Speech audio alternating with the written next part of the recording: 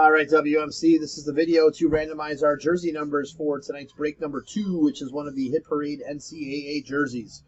So we'll check the time, December 18th at 6:00. We'll let that roll over here to 6:03 p.m. We're going to go over to the break and type live. And we have December 18th at 6:03 p.m. There's the list of our 10 entries. We're just going to randomize your names, and then whatever number pops up in front of your name. Oop, I got to take these numbers out. Hold on. Sorry, just makes it less confusing if I do this. Okay, there we go. Whatever number pops up in front of your name is your jersey number for this break. So we need a dice roll of 5 or higher. There's 8.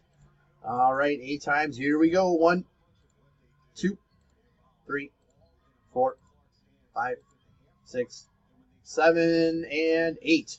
So we'll get the jersey number list posted. You guys can trade numbers if you like, and then we'll see you in about an hour for the break.